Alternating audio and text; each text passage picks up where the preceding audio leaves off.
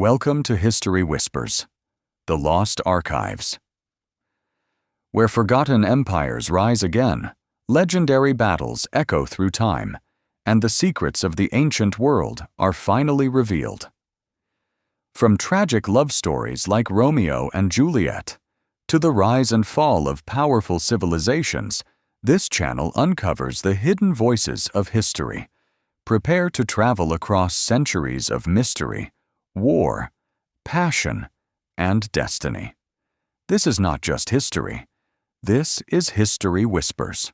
Scene I Mantua, a street, enter Romeo, Rome, if I may trust the flattering truth of sleep. My dreams presage some joyful news at hand. My bosom's lord sits lightly in his throne, and all this day an unaccustomed spirit lifts me above the ground with cheerful thoughts. I dreamt my lady came and found me dead. Strange dream that gives a dead man leave to think, and breathed such life with kisses in my lips, that I revived and was an emperor. Ah me, how sweet is love itself possessed, when but love's shadows are so rich in joy. Enter Romeo's man Balthazar, booted. News from Verona. How now, Balthazar? Dost thou not bring me letters from the friar? How doth my lady? Is my father well? How fares my Juliet? That I ask again.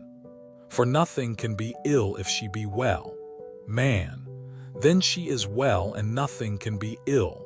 Her body sleeps in Capel's monument, and her immortal part with angels' lives. I saw her laid low in her kindred's vault, and presently took post to tell it you. Oh, pardon me for bringing these ill news, since you did leave it for my office, sir. Rome, is it e'en so? Then I defy you, stars. Thou knowest my lodging. Get me ink and paper, and hire post-horses.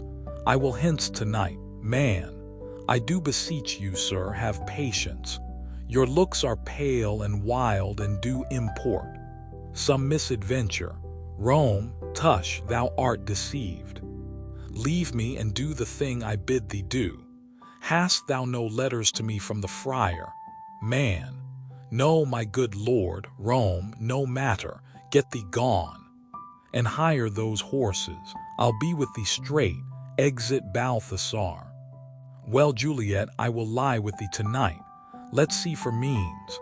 O mischief, thou art swift to enter in the thoughts of desperate men. I do remember an apothecary, and hereabouts a dwells, which late I noted, in tattered weeds, with overwhelming brows, culling of simples. Meager were his looks, sharp misery had worn him to the bones, and in his needy shop a tortoise hung, an alligator stuffed, and other skins of ill-shaped fishes, and about his shelves a beggarly account of empty boxes, green earthen pots, bladders and musty seeds, remnants of pack-thread, and old cakes of roses were thinly scattered to make up a show. Noting this penury, to myself I said, and if a man did need a poison now, whose sale is present death in Mantua, here lives a caitiff wretch would sell it him. Oh, this same thought did but forerun my need, and this same needy man must sell it me. As I remember, this should be the house. Being holiday, the beggar's shop is shut. What ho, apothecary, enter apothecary, apoth, who calls so loud. Rome, come hither, man, I see that thou art poor. Hold, there is 40 ducats. Let me have a dram of poison, such soon speeding gear, as will disperse itself through all the veins, that the life-weary taker maul fall dead, and that the trunk may be discharged of breath, as violently as hasty powder furred doth hurry from the fatal cannon's womb. A pith, such mortal drugs I have, but Mantua's law is death to any he that utters them. Rome, Art thou so bare and full of wretchedness, and fearest to die? Famine is in thy cheeks, need and oppression starveth in thine eyes. Contempt and beggary hangs upon thy back. The world is not thy friend, nor the world's law. The world affords no law to make thee rich. Then be not poor, but break it and take this. Apoth, my poverty, but not my will consents. Rome, I pay thy poverty and not thy will. Apoth, put this in any liquid thing you will, and drink it off, and if you had the strength of 20 men, it would dispatch you straight. Rome, there is thy gold worse poison to men's souls, doing more murder in this loathsome world than these poor compounds that thou mayst not sell. I sell thee poison, thou hast sold me none. Farewell, buy food and get thyself in flesh. Come, cordial and not poison, go with me to Juliet's grave, for there must I use thee. Exeunt. Scene II, Verona, Friar Lawrence's cell. Enter Friar John to Friar Lawrence. John, holy Franciscan friar, brother Ho. Enter Friar Lawrence. Lore, this same should be the voice of Friar John, welcome from Mantua. What says Romeo? Or, if his mind be writ, give me his letter. John, going to find a barefoot brother out, one of our order, to associate me, here in this city visiting the sick, and finding him, the searchers of the town, suspecting that we both were in a house where the infectious pestilence did reign, sealed up the doors and would not let us forth, so that my speed to Mantua there was stayed. Lord, who bear my letter then to Romeo, John, I could not send it, here it is again, nor get a messenger to bring it thee. So fearful were they of infection. Lord, unhappy fortune, by my brotherhood. The letter was not nice, but full of charge, of dear import, and the neglecting it may do much danger. Friar John, go hence, get me an iron crow, and bring it straight unto my cell. John, brother, I'll go and bring it thee. Exit. Lore, now must I to the monument alone. Within this 3 hours will fair Juliet wake. She will beshrew me much that Romeo hath had no notice of these accidents. But I will write again to Mantua, and keep her at my cell till Romeo come. Poor living corse, closed in a dead man's tomb. Exit. Scene III, Verona, a churchyard, in it the monument of the Capulets. Enter Paris and his page with flowers and a torch. Par, give me thy torch, boy, hence, and stand aloof. Yet put it out, for I would not be seen. Under yond yew tree lay thee all along, holding thine ear close to the hollow ground. So shall no foot upon the churchyard tread, being loose, unfirm with digging up of graves. But thou shalt hear it. Whistle then to me, as signal that thou hearest something approach. Give me those flowers, do as I bid thee. Go, page, aside, I am almost afraid to stand alone here in the churchyard, yet I will adventure. Retires. Bard, sweet flower, with flowers thy bridal bed I strew. O woe, thy canopy is dust and stones, which with sweet water nightly I will do, or wanting that, with tears distilled by moans. The obsequies that I for thee will keep, nightly shall be to strew thy grave and weep. Whistle, boy. The boy gives warning something doth approach. What cursed foot wanders this way tonight, to cross my obsequies and true love's right? What with a torch, muffle me night a while. Retires. Enter Romeo and Balthazar with a torch, a mattock, and a crow of iron. Rome, Give me that mattock and the wrenching iron. Hold, take this letter, early in the morning. See thou deliver it to my Lord and Father. Give me the light.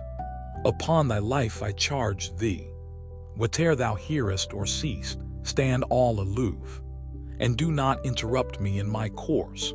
Why I descend into this bed of death is partly to behold my lady's face, but chiefly to take thence from her dead finger a precious ring, a ring that I must use in dear employment. Therefore hence be gone. But if thou, jealous, dost return to pry in what I farther shall intend to do, by heaven I will tear thee joint by joint, and strew this hungry churchyard with thy limbs. The time and my intents are savage wild, more fierce and more inexorable far than empty tigers or the roaring sea. Bow, I will be gone, sir, and not trouble you. Rome, so shalt thou show me friendship. Take thou that, live and be prosperous, and farewell, good fellow. Bow, aside for all this same, I'll hide me hereabout. His looks I fear, and his intents I doubt. Retires. Rome, thou detestable maw, thou womb of death, gorged with the dearest morsel of the earth. Thus I enforce thy rotten jaws to open, and in despite I'll cram thee with more food. Romeo opens the tomb. Par. This is that banished, haughty Montague, that murdered my love's cousin, with which grief it is supposed the fair creature died, and here is come to do some villainous shame. To the dead bodies I will apprehend him. Stop thy unhallowed toil, vile Montague. Can vengeance be pursued further than death? Condemned villain, I do apprehend thee. Obey and go with me, for thou must die. Rome, I must indeed, and therefore came I hither. Good gentle youth, tempt not a disparate man. Fly hence and leave me. Think upon these gone, let them affright thee. I beseech thee, youth, but not another sin upon my head, by urging me to fury. Oh, be gone! By heaven, I love thee better than myself, for I come hither armed against myself. Stay not, be gone. Live and hereafter say, a madman's mercy bid thee run away. Par, I do defy thy conjuration, and apprehend thee for a felon here. Rome, wilt thou provoke me? Then have it thee, boy, they fight. Page, O Lord, they fight. I will go call the watch. Exit, Paris falls. Par, oh, I am slain, if thou be merciful. Open the tomb, lay me with Juliet, dies. Rome, in faith I will, let me peruse this face. Mercutio's kinsman, noble county Paris. What said my man when my betossed soul did not attend him as we rode? I think he told me Paris should have married Juliet. Said he not so? Or did I dream it so? Or am I mad hearing him talk of Juliet? To think it was so. Oh, give me thy hand, one writ with me in sour misfortune's book. I'll bury thee in a triumphant grave, a grave. Oh no, a lanthorn, slaughtered youth, for here lies Juliet, and her beauty makes this vault a feasting presence full of light. Death, lie thou there by a dead man interred, lays him in the tomb. How oft when men are at the point of death, have they been merry, which their keepers call a lightning before death. Oh, how may I call this a lightning? O my love, my wife, death that hath sucked the honey of thy breath, hath had no power yet upon thy beauty. Thou art not conquered, beauty's ensign yet is crimson in thy lips and in thy cheeks, and death's pale flag is not advanced there. Tybalt, least thou there in thy bloody sheet. Oh, what more favor can I do to thee than with that hand that cut thy youth in twain? to sunder his that was thine enemy. Forgive me, cousin. Ah, dear Juliet, why art thou yet so fair? Shall I believe that unsubstantial death is amorous, and that the lean abhorred monster keeps thee here in dark to be his paramour? For fear of that I still will stay with thee, and never from this palace of dim night depart again. Here will I remain, with worms that are thy chambermaids. Oh, here will I set up my everlasting rest, and shake the yoke of inauspicious stars from this world-wearied flesh. Eyes look your last, arms take your last embrace, and lips owe you the doors of breath, seal with a righteous kiss, a dateless bargain to engrossing death. Come, bitter conduct, come, unsavory guide.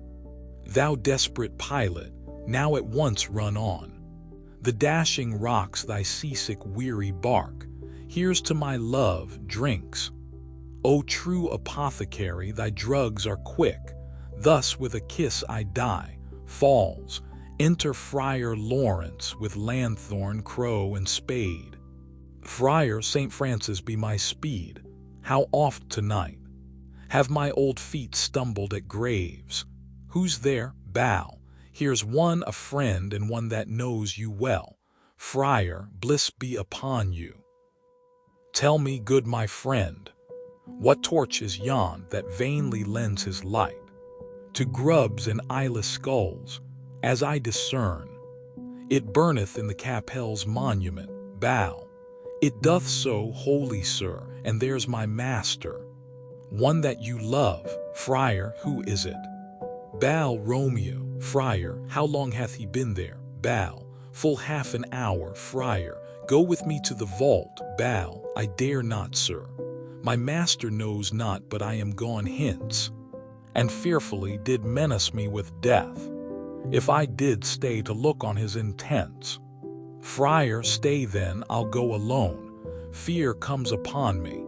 Oh, much I fear some ill, unthrifty thing. Bow. As I did sleep under this yew tree here, I dreamt my master in another fought, and that my master slew him. Friar. Romeo. Alack, alack, what blood is this which stains the stony entrance of this sepulchre? What mean these masterless and gory swords? To lie discolored by this place of peace enters the tomb. Romeo. O pale, who else? What Paris too, and steeped in blood? What an unkind hour is guilty of this lamentable chance. The lady stirs, Juliet rises. Jull.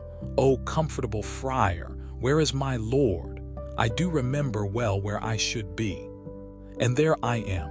Where is my Romeo? Friar, I hear some noise. Lady, come from that nest of death, contagion, and unnatural sleep. A greater power than we can contradict hath thwarted our intents. Come, come away. Thy husband in thy bosom there lies dead, and Paris too. Come, I'll dispose of thee among a sisterhood of holy nuns. Stay not to question, for the watch is coming. Come, go, good Juliet, I dare no longer stay. Jull, go get thee hence, for I will not away. Exit. Friar, what's here? A cup closed in my true love's hand. Poison, I see, hath been his timeless end. O churl, drunk all and left no friendly drop. To help me after, I will kiss thy lips. Haply some poison yet doth hang on them, to make me die with a restorative. Kisses him. Thy lips are warm, chief watch. Within, lead boy, which way? Yea, noise, then I'll be brief. O happy dagger, snatches Romeo's dagger. This is thy sheath, there rest and let me die. She stabs herself and falls on Romeo's body. Enter Paris's boy and watch. Boy, this is the place, there where the torch doth burn. Chief watch. The ground is bloody, search about the churchyard. Go, some of you, whoe'er you find attach, exeunt some of the watch. Pitiful sight, here lies the county slain, and Juliet bleeding, warm and newly dead. Who here hath lain this 2 days buried? Go, tell the prince, run to the Capulets, raise up the Montagues, some others search, exeunt others of the watch. We see the ground whereon these woes do lie, but the true ground of all these piteous woes we cannot without circumstance descry. Enter some of the watch with Romeo's man Balthasar. To watch, here's Romeo's man. We found him in the churchyard, chief watch. Hold him in safety till the prince come hither. Enter Friar Lawrence and another watchman, 3 watch. Here is a friar that trembles, sighs, and weeps. We took this mattock and this spade from him, as he was coming from this churchyard side. Chief watch, a great suspicion, stay the friar too. Enter the prince and attendants. Prince, what misadventure is so early up? That calls our person from our morning rest. Enter Capulet and his wife with others. Cap, what should it be that they so shriek abroad? Wife, the people in the street cry Romeo, some Juliet and some Paris, and all run with open outcry toward our monument. Prince, what fear is this which startles in our ears? Chief watch, sovereign, here lies the county Paris slain, and Romeo dead, and Juliet dead before, warm and new killed. Prince, search, seek, and know how this foul murder comes. Chief watch, here is a friar, and slaughtered Romeo's man, with instruments upon them fit to open these dead men's tombs. Cap, O heavens, O wife, look how our daughter bleeds. This dagger hath misstand, for lo, his house is empty on the back of Montague, and it missheathed in my daughter's bosom. Wife, O me, this sight of death is as a bell that warns my old age to a sepulchre. Enter Montague and others. Prince, come Montague, for thou art early up, to see thy son and heir more early down. Moan, alas, my liege, my wife is dead tonight. Grief of my son's exile hath stopped her breath. What further woe conspires against mine age? Prince, look and thou shalt see. Moan, O thou untaught, what manners is in this, to press before thy father to a grave?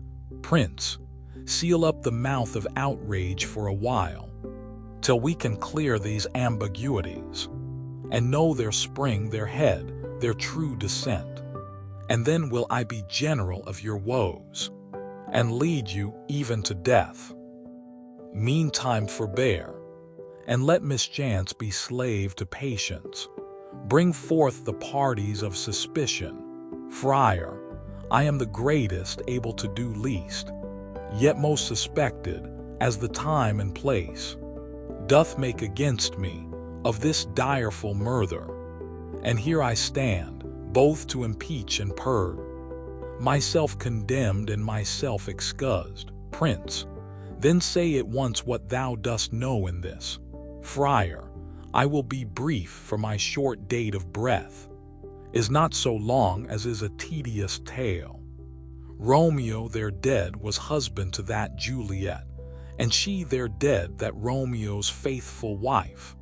I married them, and their stol'n marriage day was Tybalt's doomsday, whose untimely death banished the new-made bridegroom from this city, for whom and not for Tybalt Juliet pinned you to remove that siege of grief from her, betrothed, and would have married her perforce to county Paris. Then comes she to me, and with wild looks bid me devise some mean to rid her from this second marriage, or in my cell there would she kill herself. Then gave I her, so tutored by my art, a sleeping potion, which so took effect, as I intended, for it wrought on her the form of death. Meantime I writ to Romeo, that he should hither come as this dire night, to help to take her from her borrowed grave, being the time the potion's force should cease. But he which bore my letter, Friar John, was stayed by accident, and yesternight returned my letter back, then all alone. At the prefixed hour of her waking, came I to take her from her kindred's vault, meaning to keep her closely at my cell, till I conveniently could send to Romeo. But when I came, some minute ere the time of her awaking, here untimely lay the noble Paris and true Romeo dead. She wakes, and I entreated her come forth, and bear this work of heaven with patience. But then a noise did scare me from the tomb, and she, too desperate, would not go with me, but as it seems, did violence on herself.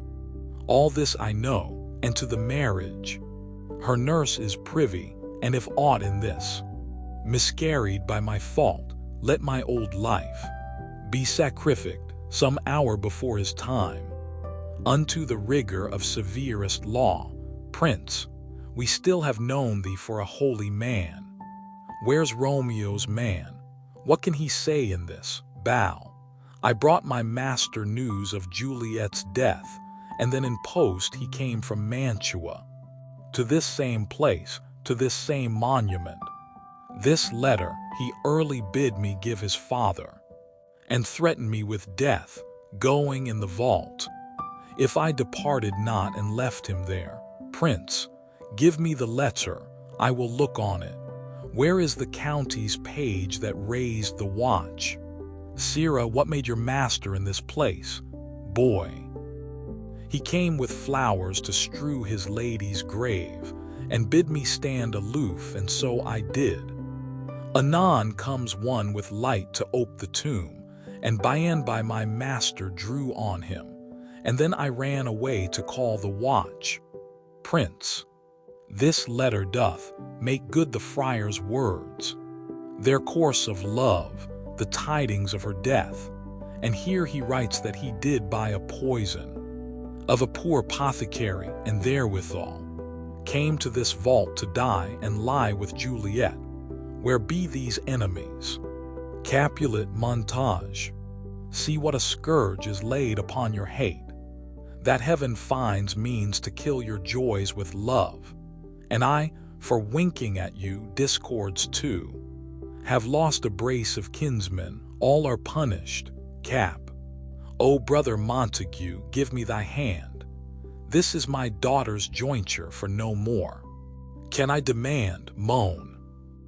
But I can give thee more, for I will raise her statue in pure gold, that whiles Verona by that name is known, there shall no figure at such rate be set as that of true and faithful Juliet. Cap, as rich shall Romeo's by his ladies lie. Poor sacrifices of our enmity, Prince, a glooming peace this morning with it brings. The sun for sorrow will not show his head. Go hence to have more talk of these sad things. Some shall be pardoned and some punished, for never was a story of more woe than this of Juliet and her Romeo. Exeunt omnes, the end. Story of more woe than this of Juliet and her Romeo. Exeunt omnes, the end.